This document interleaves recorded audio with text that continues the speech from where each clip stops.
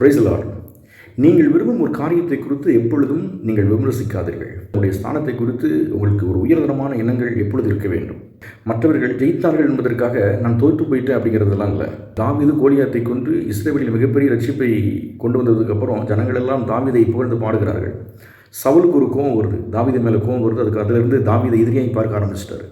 தாவீது ஜெயிச்சதுனால சவுல் தோற்று போல. ஏன்னா சவுல் என்பவன் ராஜா, ஒரு கம்பீரமானவர். வெற்றி எதன் அடிப்படையில் தீர்மானிக்கப்படுகிறது என்றால் நீங்கள் அபிஷேகம் பண்ணப்பட்டவர்கள் என்பதனாலே வெற்றி தீர்மானிக்கப்படுகிறது. தாவீது ஜெயிச்சதுனால சவுல் தோற்று போல. சவுல் ஒரு அபிஷேகம் பண்ணப்பட்ட ஒரு மனிதன், தாவீதும் ஒரு அபிஷேகம் பண்ணப்பட்ட மனிதன். ஸோ ஜனங்கள் தான் எல்லாரும் புகழ்ந்து பாடினார்கள். ஸோ நம்ம லைஃப்பில் அப்படித்தான். அந்த உலகத்தில் ஜனங்கள் மற்றவர்களை புகழ்ந்து பாடும் பொழுதெல்லாம் நீங்கள் புரிந்து கொள்ளுங்கள், நான் என் ஸ்தானத்தை குறித்து தவறாக நினைக்கவே கூடாது. என்னுடைய வெற்றி மற்றவர்கள் வெற்றியினால் தீர்மானிக்கப்படுவதில்லை, என்னுடைய வெற்றி தேவனால் தீர்மானிக்கப்படுகிறது. ஆகவே நம்முடைய ஸ்தானத்தை குறித்தும் நான் விரும்புகிற ஒன்றை குறித்தும் எப்பொழுதும் நாம் விமர்சிக்கவே கூடாது.